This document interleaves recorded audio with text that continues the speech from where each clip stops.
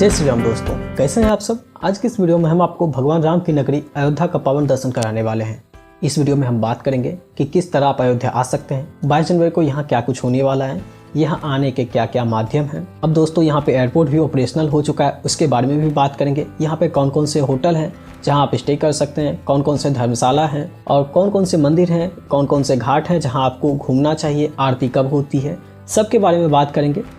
और साथ ही यह भी बात करेंगे इस पूरे ट्रिप को करने में आपका टोटल खर्चा क्या आएगा। हर एक छोटी सी बड़ी बात आपको हम बताने वाले हैं डिटेल में। साथ ही दोस्तों राम मंदिर के बारे में भी मैं आपको बताऊंगा, इन दिनों वहाँ पे क्या कुछ हो रहा है। इसके लिए दोस्तों इस वीडियो को अंत तक जरूर देखिएगा। साथ ही साथ दोस्तों चैनल को सब्सक्राइब कर लीजिए, बेल आइकन को दबा लीजिए और कमेंट बॉक्स में दोस्तों लिखना मत भूलिए जय श्री राम। सबसे पहले हम बात कर लेते हैं कैसे आप अयोध्या तक पहुँच सकते हैं। तो दोस्तों यहाँ तक पहुँचने के लिए सबसे पहले ऑप्शन फ्लाइट के हैं। दोस्तों अगर आप फ्लाइट से आने की यहाँ सोच रहे हैं तो यहाँ के नज़दीकी एयरपोर्ट महर्षि वाल्मीकि अंतर्राष्ट्रीय एयरपोर्ट है, जो दिल्ली, मुंबई, चेन्नई, बेंगलोर, कोलकाता से डायरेक्ट फ़्लाइट यहाँ तक की आपको मिल जाती है। एयरपोर्ट से अयोध्या धाम की दूरी लगभग 12 किलोमीटर की है, जिसे आप ऑटो रिक्शा से सफ़र तय कर सकते हैं, जिसमें आपको 40 से 50 रुपये वो लेंगे, आपको वहाँ तक पहुँचा देंगे। या फिर आप बैटरी रिक्शा से भी जा सकते हैं, जिसमें 50 से 60 रुपये आपको लगता है। और साथ ही यहाँ पे इलेक्ट्रिकल बस की सुविधा भी चालू हो चुकी है, जिसमें 40 से 50 रुपये का टिकट लगता है, जो आपको डायरेक्ट अयोध्या धाम तक छोड़ देते हैं। दूसरे ऑप्शन सबसे सुगम रास्ते हैं, वो है आपके ट्रेन के। दोस्तों यहाँ पे टोटल 2 स्टेशन है। एक अयोध्या स्टेशन जो कि राम मंदिर या नया घाट के आसपास के लोकेशन है। नया घाट एक नया घाट निर्माण कराया गया है, जिसे आप सेंटर ऑफ अयोध्या मान सकते हैं। तो अयोध्या जंक्शन से राम मंदिर या नया घाट, जो तकरीबन 1 से 1.5 किलोमीटर के आसपास है का, जहाँ से आप 10 रुपये में आराम से पहुँच जाएंगे, तो आपका अयोध्या जंक्शन मेन स्टेशन होगा। वहीं दोस्तों यहाँ पे एक दूसरा स्टेशन भी है जो कि अयोध्या कैंट है, जो कि ऑलमोस्ट 11 से 12 किलोमीटर की दूरी रखता है राम मंदिर की।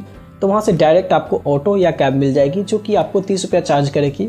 या फिर अगर आपको डायरेक्ट ऑटो या कैब नहीं मिल रही हो तो आप वहाँ से बस स्टैंड आ सकते हैं, फिर बस स्टैंड से 20 रुपया देकर सीधा नया घाट या राम मंदिर के पास पहुँच सकते हैं। तो आपको जिस भी जगह की ट्रेन मिलती है वहाँ तक आके आसानी से आप अयोध्या पहुँच सकते हैं। तीसरे ऑप्शन की बात करें, वो है आपके बाय रोड। दोस्तों यदि आप दिल्ली से अयोध्या धाम आना चाह रहे हैं तो वो लगभग 700 किलोमीटर की दूरी पर है। और साथ ही यहाँ पे यूपी IRCTC की रोडवेज की बस से लगभग आप 10 से 11 घंटे में, यूपी रोडवेज से थोड़ा सा ज़्यादा समय लगता है, वो आपको वाराणसी, लखनऊ, जौनपुर, गाजीपुर, मेरठ, गाजियाबाद से भी डायरेक्ट बस मिल जाती है। और देश के अन्य प्रमुख शहरों से भी बस की अच्छी सुविधा की कनेक्टिविटी यहाँ तक है। तो आप चाहे तो अपनी गाड़ी से भी यहाँ आ सकते हैं।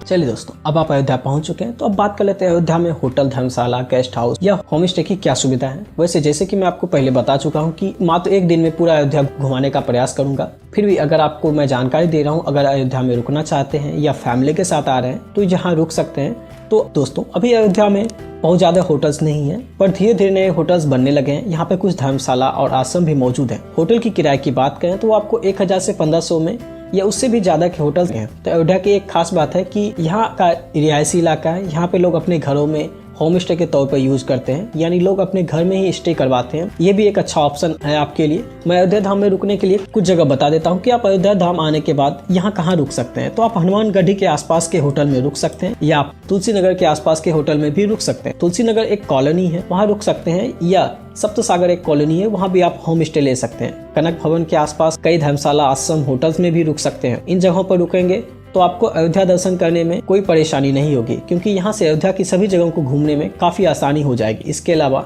अगर आप अयोध्या कैंट रेलवे स्टेशन के आसपास रुकेंगे तो काफ़ी दिक्कतें होंगी। आपको अयोध्या धाम बस स्टैंड के आसपास रुकेंगे तो वहाँ से भी डिस्टेंस ज़्यादा रहेगा, या फिर अयोध्या धाम जंक्शन रेलवे स्टेशन के आसपास रुकेंगे तो भी डिस्टेंस थोड़ा सा ज़्यादा आएगा।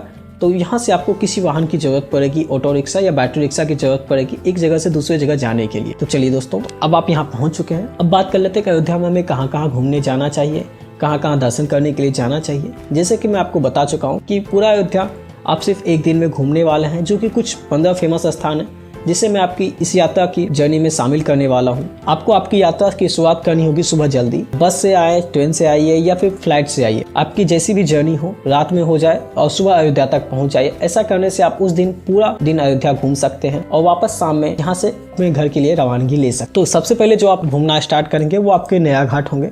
वैसे तो अयोध्या में 50 से ज्यादा घाट हैं, पर नया घाट अयोध्या के सबसे प्रसिद्ध घाटों में से एक, जो दिवाली लाखों की तादाद में यहाँ दिए जलाए जाते हैं। नया घाट अयोध्या का सेंटर है और यहाँ से नज़ारा जो आप देख रहे हैं ये घाट के हैं। ये खूबसूरत जगह है, यहाँ पे लोग स्नान भी करते हैं, तो आप नया घाट पर जरूर आइए। उसके बाद यहाँ घूमने के बाद जो आप जाएंगे राम की पेड़ी जाएंगे। दोस्तों राम की पेड़ी सरयू नदी पर बनी हुई है, बहुत ही पवित्र जगह है। जैसे हरिद्वार की हर पेड़ी होती है वैसे ही अयोध्या में राम की पेड़ी है। दोस्तों राम की पेड़ी अयोध्या के नए घाट पर ही मौजूद है। मान्यता है कि सरयू नदी में स्नान करने के बाद ही हमें अयोध्या दर्शन करने के लिए जाना चाहिए, इसलिए मैं यहाँ आ पहुंचा हूँ राम की पेड़ी पर। आप भी सरयू नदी में स्नान करने के बाद ही आगे की यात्रा को प्रारंभ करें। चलिए दोस्तों, स्नान करने के बाद निकलते हैं अगले स्थान की तरफ। दोस्तों अगला स्थान जो हमारा होगा वो है नागेश्वर मंदिर। दोस्तों नए घाट पर ही नागेश्वर मंदिर मौजूद है। भगवान शिव को समर्पित यह मंदिर राम की पेड़ी पर स्थित है। ऐसी मान्यता है कि इसका निर्माण श्री राम के छोटे पुत्र कुश ने करवाया था। यह मंदिर राजा विक्रमादित्य के शासनकाल तक एक अच्छी स्थिति में थी। शिवरात्रि का पर्व इस मंदिर में बड़े धूमधाम से मनाया जाता है। यहाँ शिव की बारात भी एक बड़ा महत्व रखती है। यहाँ घूमने के बाद आप जो अगले स्थान जाएंगे वो आपके लता मंगेशकर चौक। ये चौक नया घाट के पास ही एक मुख्य चौराहा है। जो नजारा आप देख रहे हैं यह लता मंगेशकर चौराहा है। यह स्वर्ग कोकिला लता जी के नाम पर विकसित किया गया है। आप सामने एक वीणा देख रहे होंगे जो करीब 40 फीट लंबा और 14 टन वजन की एक खूबसूरत वीणा यहाँ का मुख्य आकर्षण है। यहाँ सामने ही लता मंगेशकर जी की बहुत सुंदर पेंटिंग बनाई गई है। लता मंगेशकर चौराहे को नया घाट चौराहा भी बोला जाता है। इस चौराहे पर पहुंचने के बाद यहाँ से आप 4 जगह पैदल दूरी पर ही घूमने जा सकते हैं, जैसे नया घाट, राम की पेड़ी, नागेश्वर मंदिर, जिसके कारण यह जगह बहुत ही खास हो जाती है। आप यहाँ भी जरूर जाइए। यहाँ पे लोग आते हैं, फोटोग्राफी करते हैं, वीडियोग्राफी करते हैं, तो आप भी जरूर करें।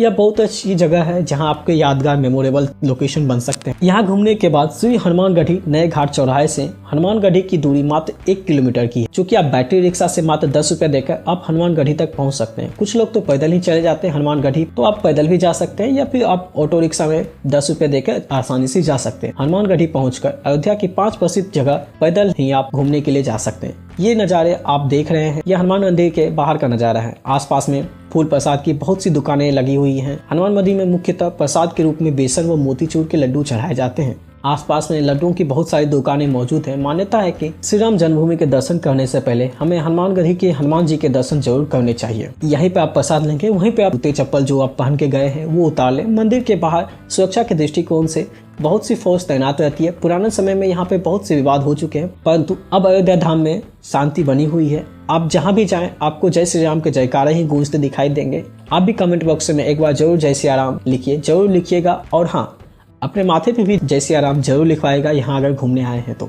आसपास में बहुत से लोग यह टीका आने वाले श्रद्धालुओं के माथे पर लगाते हैं। करीब 76 सीढ़ियाँ चढ़ने के बाद हाई सिक्योरिटी के बीच से गुजरने के बाद मैं पहुंचा हनुमानगढ़ी मंदिर के मुख्य द्वार पर। दोस्त मुख्य मंदिर में चलिए मैं आपको दर्शन कराता हूं, प्रसाद चढ़ाता हूं। आप घर बैठे वीडियो के माध्यम से पूरी अयोध्या नगरी घूम रहे हैं। अगर आपने भी वीडियो में हनुमान जी के दर्शन किए हैं तो कमेंट बॉक्स में जरूर जय श्री राम लिखिएगा। दोस्तों श्री हनुमानगढ़ी मंदिर की दीवारों पर हनुमान अष्टक लिखा हुआ है। लोग दीवार पर पढ़ते हुए जाप करते हुए यहाँ देखे जा सकते हैं। श्री हनुमानगढ़ी मंदिर नागर शैली में बनाया गया है। मंदिर देखने में बहुत ही सुंदर लगता है। मंदिर के सामने लोग बैठकर हनुमान जी की भक्ति में खो जाते हैं। हनुमान चालीसा का पाठ करते हैं, हनुमान अष्टक पढ़ते हुए देखे जा सकते हैं। श्री हनुमानगढ़ी के दर्शन में मैं एक बात आपको बता दूं कि अयोध्या में आप जहाँ भी घूमे बंदरों से सावधान रहिएगा। वो आपके हाथ से प्रसाद व खाने पीने की वस्तुएं छीन सकते हैं, तो आप बंदरों से थोड़ा सावधान रहें। यहाँ घूमने के बाद आप जो जाएं अगले स्थान वो आपके दशरथ महल होंगे। दोस्तों हनुमानगढ़ी से मात्र 250 किलोमीटर की दूरी पर दशरथ महल मौजूद है। आप पैदल ही दशरथ महल जा सकते हैं। यह 250 मीटर का रास्ता अयोध्या का एक मुख्य बाजार है। दोनों साइड काफी सारी दुकानें बनी हुई है। दुकान को बहुत ही खूबसूरत तरीके से सजाया गया है। दुकानों के शटर पर ओम स्वास्तिक जैसी आकृतियां बनाई गई है। महल के बाहर बहुत ज्यादा सुरक्षा व्यवस्था होती है, क्योंकि यही रास्ता यहाँ से श्री राम जन्मभूमि तक जाता है। मैं भी दशरथ महल के बाहर मौजूद हूँ। इस जगह को अब रामकोट के नाम से भी जाना जाता है। पीछे हमने हनुमान जी के दर्शन किए, उस जगह को हनुमान कोट के नाम से जाना जाता है। यह दशरथ जी का राजमहल है, जिसे आज एक सिद्ध पीठ में माना जाता है। मान्यता के अनुसार राजा दशरथ ने त्रेता युग में इसी महल की स्थापना की थी। इस पौराणिक महल को कालांतर में कई बार जीर्णोद्धार हुआ है। यहाँ पर राम विवाह, दीपावली, श्रावण मेला, चैत्र रामनवमी और कार्तिक मेला यहाँ उत्साह के साथ माना जाता है। अब यह स्थान एक पवित्र मंदिर के रूप में तब्दील हो चुका है। यहाँ पर राम, सीता, लक्ष्मण और शत्रुघ्न आदि की प्रतिमाएं मौजूद हैं। यह स्थान श्रद्धालु के लिए सुबह 8 बजे सुबह से दोपहर 12 बजे तक खुला रहता है और शाम को 7 बजे से रात्रि 9:30 बजे तक खुला रहता है। यहाँ घूमने के बाद आप जो जाएंगे वो होंगे श्री राम जी की जन्मभूमि। श्री राम की जन्मभूमि की दूरी मात्र 500 मीटर है। यह 500 मीटर का रास्ता एक खूबसूरत बाजार बना हुआ है। आसपास के दुकानों पर भगवान श्री राम से जुड़ी वस्तुएं खरीदे जा सकते हैं। रास्ते में एक और खूबसूरत मंदिर देखने के लिए मिलता है। श्रद्धालु यहाँ भी दर्शन कर आगे बढ़ते हैं। ये जो रास्ता आप देख रहे हैं, इस रोड का नाम भक्ति पथ मार्ग है और इस जगह को रामकोट के नाम से जाना जाता है। भक्ति पथ मार्ग पर चलना ही अपने आप में एक खूबसूरत अनुभव प्रदान करता है। आप यहाँ आने के बाद पूरी तरह से राम भक्ति में खो जाएंगे। श्री राम की जन्मभूमि में किसी भी तरह की इलेक्ट्रॉनिक वस्तुओं को नहीं ले जा सकते हैं, जैसे फोन, स्मार्ट वॉच, कैमरा। मेरे हिसाब से लेदर की वॉलेट भी और लेदर की जैकेट भी आपको नहीं ले जाना चाहिए। अब बात आती है कि यह सब सामान कहाँ रखा जाए। तो दोस्तों, श्री राम जन्मभूमि से ठीक पहले काफी सारे लॉकर्स की व्यवस्था मौजूद है, जिसमें फ्री और पेड दोनों तरह के लॉकर्स मौजूद है। यहाँ पर मंदिर द्वार के पास फ्री लॉकर की भी व्यवस्था है, जहाँ आप फ्री में रख सकते हैं। इसके अलावा प्राइवेट लॉकर्स भी बने हुए हैं। प्राइवेट लॉकर्स 10 रुपए चार्ज लिया जाता है। आपको एक लॉकर मिल जाएगा, तो आपको जहाँ भी सुविधा हो आप वहाँ अपना कीमती सामान, इलेक्ट्रॉनिक डिवाइस और जो भी आपके साथ सामान है उसे वहाँ रख सकते हैं। साथ ही यहाँ आप क्या ले जा सकते हैं वो आपके होंगे आधार कार्ड ले जा सकते हैं, पैसे आप ले जा सकते हैं, होटल या लॉकर की चाबी ले जा सकते हैं, और बाकी आपके जेब में रखे मेडिसिन या कोई और भी चीज है तो आप वह सब नहीं ले जा पाएंगे। मंदिर में किसी भी तरह का प्रसाद नहीं चढ़ाया जाता है, तो आपको यहाँ प्रसाद खरीदने की कोई जरूरत नहीं है। चलिए दोस्तों, मंदिर में मैं प्रवेश करता हूँ। दोस्तों, मैं आपको क्षमा चाहूंगा क्योंकि मैं मंदिर के अंदर तो आपको नहीं ले जा सकता, क्योंकि कैमरा फोन वहाँ पे अलाउड नहीं है। मैं बाहर से ही आपको यहाँ का नज़ारा दिखा रहा हूँ। बहुत ही खूबसूरत और बहुत ही विशाल भगवान श्री राम का मंदिर बनाया गया है। यहाँ चारों तरफ बृहद स्तर पर काम चल रहा है। राम जन्मभूमि के खुलने और बंद होने का समय मैं भी आपको बता दूं कि सुबह 7 बजे से 11:30 बजे तक मंदिर खुलता है। उसके बाद दोपहर 2 बजे से शाम 6 बजे तक मंदिर को खोला जाता है। हालांकि अगर श्रद्धालु बहुत ज़्यादा होंगे तो टाइम में फिर बदलाव किया जा सकता है। अगर आपको पूरा अयोध्या एक दिन में घूमना है तो आप कोशिश कीजिए कि सुबह 11 बजे से पहले सभी जगहों का दर्शन करके श्री राम जी के जन्मभूमि के दर्शन के लिए आ जाइए। उसके बाद बाकी जगहों के दर्शन करने के लिए जाइए। दोस्तों, यहाँ घूमने के बाद जो हमारा अगला स्थान होगा वो होगा कनक भवन। दोस्तों, श्री राम जन्मभूमि से मात्र 450 मीटर की दूरी पर और दशरथ महल से मात्र 200 मीटर की दूरी पर कनक भवन मौजूद है। ये कनक भवन के मंदिर के बाहर का व्यू है। बताया जाता है कि यह भवन भगवान श्री राम के निजी घर था। कनक भवन में भगवान श्री राम सीता के साथ यहाँ निवास करते थे। 14 वर्ष का वनवास पूरा करने के बाद कई ने उपहार के रूप में माता सीता को कनक भवन दिया। यहीं पर अपना श्री राम ने पूरा जीवन व्यतीत किया। शाम 6 बजे यहाँ आरती का आयोजन किया जाता है, जिसमें सैकड़ों श्रद्धालु मौजूद होते हैं और रात में कनक भवन की खूबसूरती देख लायक होती है। कनक भवन के बाहर काफी बड़ा बाजार मौजूद है। यहाँ खाने पीने की बहुत सी ढाबे और रेस्टोरेंट बने हुए हैं। अगर आपको कुछ खरीदारी करनी हो तो उसके लिए भी यहाँ काफी सारी दुकानें मौजूद हैं। कनक भवन के आसपास कुछ मंदिर और कुछ आश्रम भी मौजूद हैं। यहाँ घूमने के बाद आप जो जाएंगे वो आपके अगले स्थान होंगे वाल्मीकि भवन। दोस्तों, कनक भवन से लगभग 1 किलोमीटर की दूरी पर श्री वाल्मीकि भवन मौजूद है। रामायण रचयिता श्री महर्षि वाल्मीकि को समर्पित इस मंदिर में रामायण की समस्त लगभग 2400 श्लोक लिखे हुए हैं, जिन्हें देखना पढ़ना एक शानदार और यादगार अनुभव आपको देता है। यहाँ पे जरूर आइए।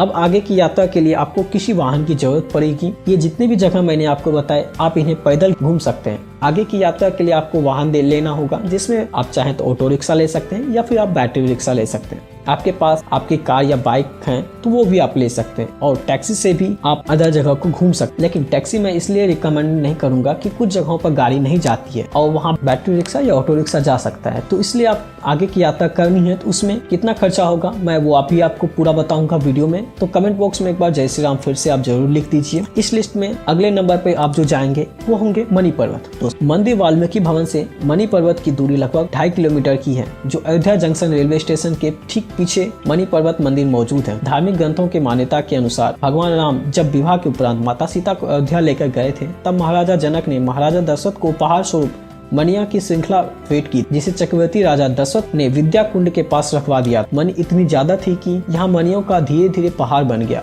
और लोग यहाँ दर्शन करने भी जरूर आते हैं। और आप भी अयोध्या यात्रा के दौरान यहाँ जरूर आइएगा, क्योंकि यह जगह बहुत ही ऐतिहासिक है। यहाँ घूमने के बाद आप जो जाएंगे वो होंगे गुप्तार घाट। मणि पर्वत से गुप्तार घाट की दूरी लगभग 9 किलोमीटर की दूरी है। गुप्तार घाट अयोध्या के प्रसिद्ध घाटों में से एक है। बहुत मान्यताओं से जुड़ा हुआ ये जो नज़ारा आप देख रहे हैं ये गुप्तार घाट का है। यह घाट बहुत ही खूबसूरत है और यहाँ पे आप सरयू नदी में नाव की सवारी भी कर सकते हैं, जिसमें नाव की सवारी का प्रत्येक व्यक्ति 50 रुपए चार्ज लिया जाता है। गुप्तार घाट वही जगह है जहाँ भगवान श्री राम ने 11,000 वर्ष पृथ्वी पर बिताने के बाद जल समाधि ली और पृथ्वी लोक से हमेशा के लिए विदाई ले ली। यहाँ पे मुख्य मंदिर भी मौजूद है जहाँ आप दर्शन करने के लिए जा सकते। लोगों का मानना है कि यहाँ पर स्नान करना बहुत ही ज्यादा फलदायी होता है। अगर आप भी स्नान करना चाहते हैं तो यहाँ आप स्नान कर सकते हैं। साथ ही यहाँ महिलाओं के लिए चेंजिंग रूम की भी सुविधाएं मौजूद है और साथ ही यहाँ घाट के आसपास खाने पीने की भी सुविधाएं, काफी सारे दुकानें बनी हुई है। तो दोस्तों, अयोध्या यात्रा में उन सभी जगहों पर लेकर जा रहा हूं जो सीधे भगवान श्री राम से जुड़ी हुई है। तो आप अयोध्या में आने के बाद इन सभी जगहों पर जरूर जाइएगा और आपकी अयोध्या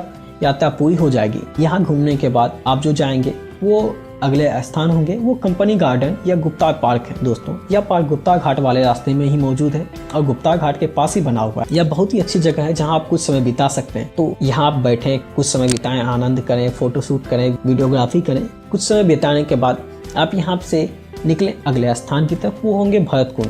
दोस्तों गुप्ता घाट से भरत कुंड की दूरी 19 किलोमीटर की है। भरत कुंड वही जगह है जहाँ पर भगवान श्री राम के भाई भरत ने भगवान श्री राम के वनवास काल के दौरान शासन किया। यह जगह काफी ऐतिहासिक है। भगवान श्री राम जब वनवास से वापस लौट रहे थे तो पहले भरत कुंड ही गए थे। वहाँ पर अपने छोटे भाई भरत से मुलाकात की। उसी दौरान हनुमान जी की मुलाकात भी भरत से वहीं पर हुई। ये एक शांतिपूर्ण और निर्मल जगह है। लोग श्राद्ध समारोह करने के लिए भी यहीं पर आते हैं। तो गाड़ी से आपको यह पूरी यात्रा करनी होगी। इसके बाद आप यहाँ घूमते घूमते आपके शाम 5:30 बज जाएंगे। तो यहाँ से आप सीधे नए घाट पहुँच जाए। और मेरा मानना है कि इन सभी जगहों को घूमने के बाद, सभी जगहों के दर्शन करने के बाद आपको शाम हो ही जाएगी, जो कि लगभग 5:30 बजे के करीब होगा। आप नए घाट पहुंच जाइए जहां आप सरयू नदी की आरती में शामिल हो जाइए, जो शाम 6 बजे से स्टार्ट होता है। यह शाम 6 बजे नए घाट राम की पैड़ी पर सरयू नदी की आरती का आयोजन किया जाता है, जिसमें हजारों श्रद्धालु हिस्सा लेते हैं। रात्रि के समय यहाँ पे एक लेजर शो भी होता है। तो रात में जब आप यहाँ रुकेंगे तो इस लेजर शो का भी आप आनंद ले सकते हैं, खूबसूरती के कायल हो सकते हैं। यहाँ घूमने के बाद